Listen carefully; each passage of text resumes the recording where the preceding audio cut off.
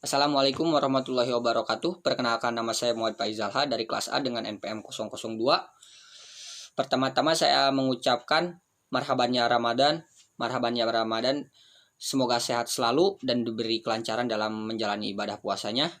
Semoga sehat selalu dan dalam lindungan Allah Subhanahu wa taala.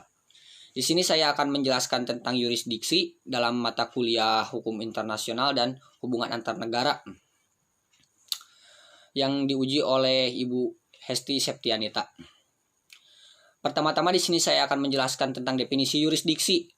Yurisdiksi ini bisa diartikan sebagai kekuasaan atau hak wewenang untuk menetapkan hukum. Dalam arti sempit, yurisdiksi diartikan sebagai kekuasaan yudikatif saja, yakni kekuasaan peradilan negara. Yurisdiksi muncul karena dalam masyarakat internasional masing-masing negara merupakan anggota yang berdaulat. Selain itu, hubungan-hubungan kehidupan yang berlaku dalam masyarakat internasional terjadi melampaui batas-batas satu negara, sehingga tak jarang muncul suatu masalah sehingga penyelesaiannya harus melalui prosedur hukum. Hubungan yurisdiksi dengan kedaulatan.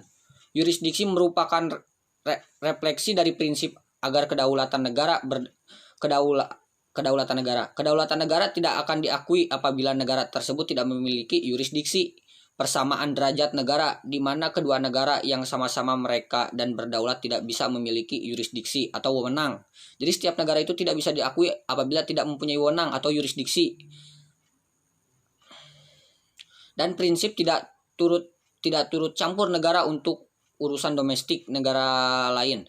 Prinsip-prinsip tersebut tersifat dari prinsip hukum par imparem non habet imperium. Mengenai pengertian kedaulatan, bisa dikatakan sebagai kedaulatan yang ditujukan ke dalam wilayah hukum dari negara yang bersangkutan. Dan kedaulatan tersebut diantaranya direalisasikan dalam bentuk kewenangan atau kemampuan dalam hubungan yurisdiksi dalam kedaulatan ini adalah membentuk hukum, mendapatkan ketundukan, dan memutus persoalan yang timbul dalam yurisdiksinya.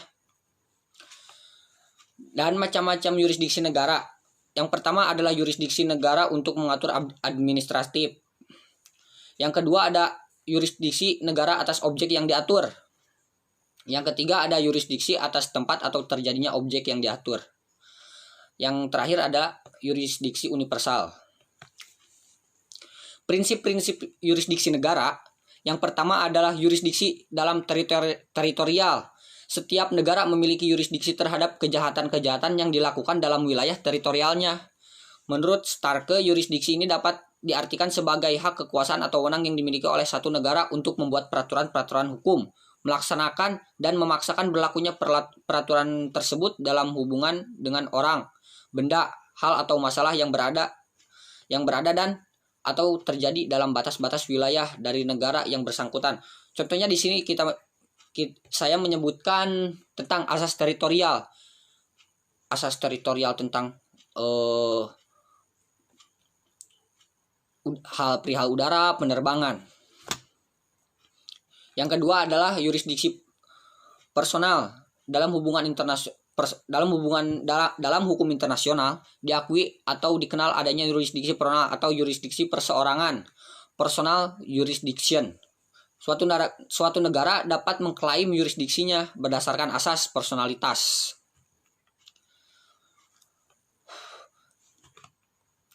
Yurisdiksi personal ini dibagi juga menjadi dua. Yang pertama adalah prinsip nasional aktif dan prinsip nasional pasif. Yurisdiksi menurut prinsip, dan ketiga adanya yurisdiksi menurut prinsip perlindungan.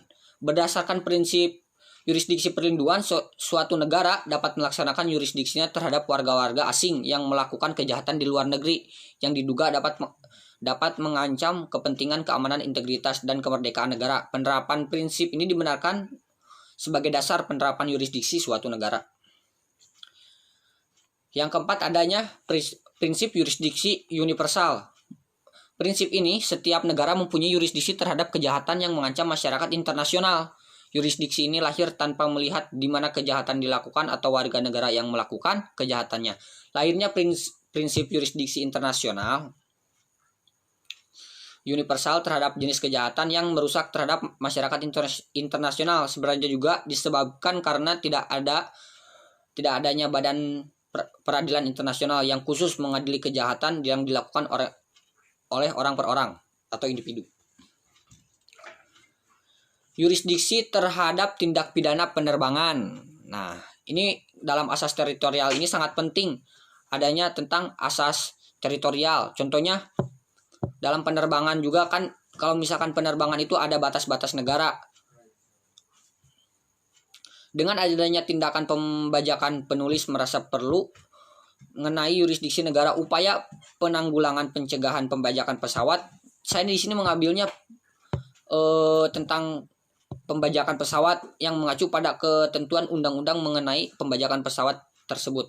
Dalam hubungan dengan hukum internasional yang dalamnya ada batasan, namun demikian hanya bagi negara yang mempunyai yurisdiksi menurut hukum internasional pembajakan pesawat, yang lebih sering terjadi pesawat komersil atau pesawat sipil. Penentuan yurisdiksi berdasarkan hukum internasional yang merujuk pada konvensi. Jadi saya bisa menentukan yang namanya konvensi itu adalah sebuah permasalahan internasional antar negara atau hubungan negara. Contoh dengan pernah kejadian ada konvensi Jenewa yang terdiri dari 3 konvensi. Ada juga konvensi Tokyo tahun 1963, konvensi Den Haag tahun 1970, dan konvensi Montreal tahun 1971. Nah, di sini saya akan menjelaskan tentang kerjasama antar negara. Ini yang menurut saya sering terjadi. Contohnya hubungan bilateral. Kalau misalkan kita kembali lagi ke SMP ya, mata kuliah geografi, bilateral, multilateral. Dalam hukum internasional, yurisdiksi merupakan refleksi dari prinsip kedaulatan negara, persamaan derajat negara, prinsip non-intervensi. Peranan negara yang begitu penting memerlukan aturan dan mekanisme yang baik untuk itu. Hendaknya setiap negara menjalin kerjasama dengan negara lain, sehingga justru banyak masalah yurisdiksi yang saling terkait dalam hubungan internasional. Implementasi pada hubungan negara semakin terbuka justru dalam era globalisasi ini ya. Permasalahan dan kepentingan suatu negara dengan negara lain akan saling terkait untuk meluas, sehingga memerlukan kerjasama hampir tanpa batas. Kedaulatan negara hanya dapat dilaksanakan di wilayah atau teritorialnya, dan akan berakhir ketika sudah dimulai wilayah atau teritorial negara lain. Meskipun suatu negara memiliki judicial jurisdiction atau kewenangan untuk mengadili seseorang berdasarkan prinsip-prinsip yurisdiksi dalam hukum internasional. Namun tidak begitu saja negara dapat melaksanakannya atau enforcement jurisdiction ketika orang tersebut sudah melarikan diri ke negara lain. Demikian pula berlaku terhadap seorang terpidana yang berhasil kabur dari tahanan. Negara tidak bisa langsung menangkapnya lagi ketika terpidana berhasil kabur ke luar negeri. Karena mungkin kalau misalkan contohnya jika napi di Amerika sudah kabur ke Meksiko, jadi keterbatasan hukum adanya, jadi bukan milik hukum Amerika lagi, merupakan hukum ke negara lain.